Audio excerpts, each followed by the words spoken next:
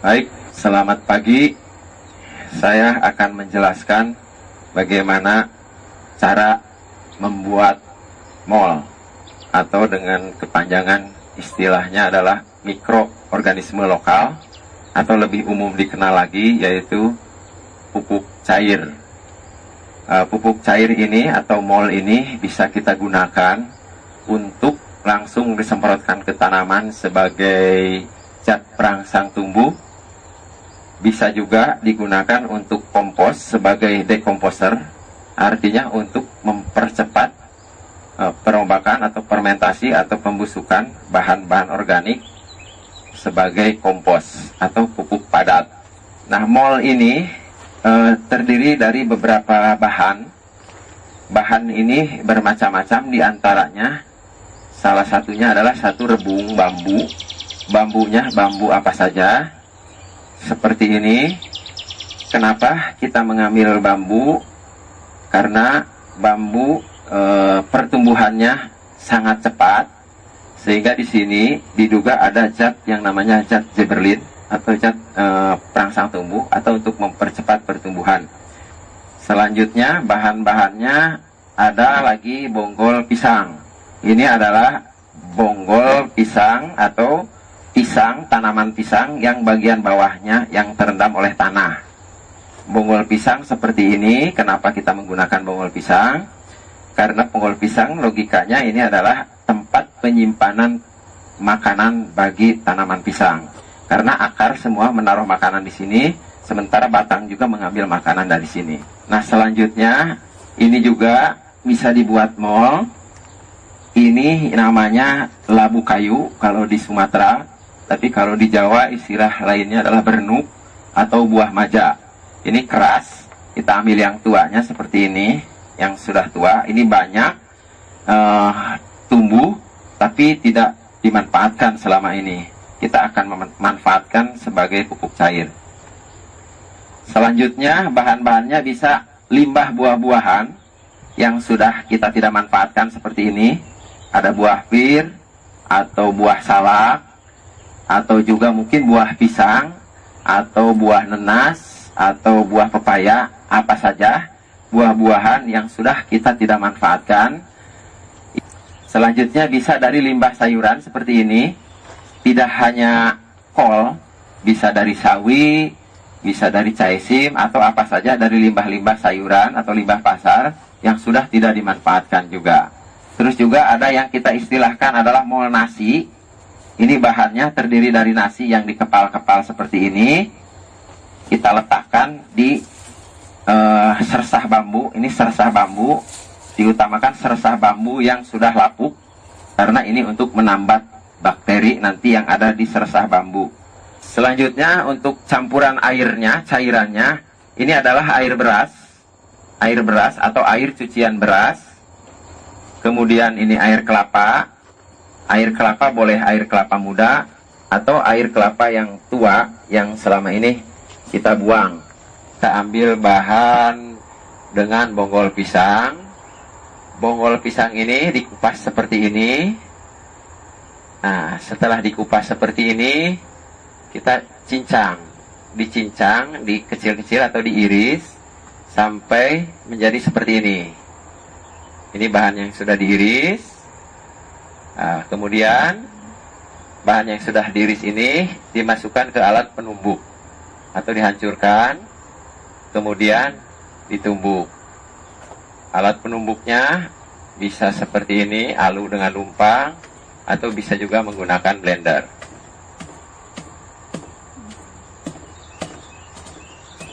Nah, ini ditumbuk sampai halus. Nah, kemudian setelah halus, bahan akan seperti ini, halus seperti ini. Ini contoh bahan yang sudah halus. Kemudian kita langsung masukkan ke wadah untuk pembuatan mol. Wadahnya ini bisa terdiri dari toples atau ember atau bahan lain yang menggunakan plastik. Jangan yang menggunakan plat atau besi. Kemudian bahan tadi yang sudah hancur atau sudah halus kita campurkan dengan air beras. air beras 1 bagian, kemudian juga air kelapa 1 bagian. Dari jumlah bahan seperti tadi, kita bisa campurkan 4-5 liter air dan air kelapa, air beras. Kemudian setelah ada campuran air beras dan air kelapa, kita tambahkan pemanis secukupnya. Secukupnya saja seperti ini, jangan terlalu banyak. Ya, secukupnya untuk bahan seperti ini. Kira-kira 5 liter air dengan gula. Coba bisa dilihatkan gulanya seperti ini ya. Gula merah, kita utamakan gula merah. Atau selain gula merah, bisa juga dengan tebu. Kemudian bahan tadi kita aduk supaya menyatu antara bahan mol, air beras, air kelapa, dan gula sampai betul-betul menyatu. Nah, setelah bahan tercampur semua, kita tutup dengan menggunakan plastik. Tutupnya bisa dengan tutupnya, Yus. Kita ambil tutup saja itu dulu. Nah, ada 2 alternatif. Kita bisa menggunakan tutup ini. Coba diperagakan, silahkan. Tutupnya, tapi kita menggunakan selang. Silahkan ditutupkan yang rapat. Kita menggunakan selang akuarium seperti ini. Kemudian ujung lainnya kita celupkan ke air. Ini air putih biasa. Tujuannya agar ada udara yang keluar. Kita buat serapat mungkin.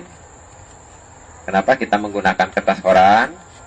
Karena kalau kertas koran atau dengan kertas, ini bisa ada udara atau aerasi masih bisa masuk, sehingga nanti mol ini tidak meledak atau tidak menimbulkan gas yang bisa menyebabkan meledaknya tadi.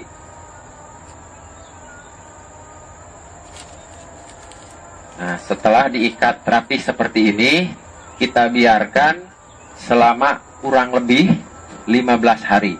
Mol yang sudah kita buat tadi, dan setelah dibiarkan selama 15 hari, kemudian kita saring. Kita buka tutupnya, kemudian akan kita pisahkan antara airnya atau molnya dengan ampasnya. Nah, seperti ini. Alat penyaringnya bisa menggunakan ayakan seperti ini. Jika untuk disemprotkan nanti, kita bisa saring lagi dengan yang lebih halus, seperti dengan kain atau dengan saringan untuk ampas kelapa juga boleh. Kita akan saring lagi yang lebih halus. Nah, seperti ini kita akan pisahkan. Tuangkan aja semuanya.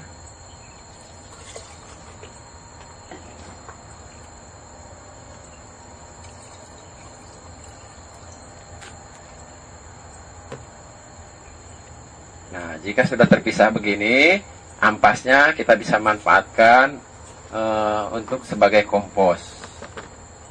Dan cairannya ini kita bisa simpan di toples seperti ini dengan tutup tadi, atau kita bisa pindahkan ke tempat lain seperti dengan botol bekas air mineral ini, atau juga bisa dengan toples-toples seperti itu yang kita lihat di sampingnya. Jadi kita bisa pindahkan ke tempat lain.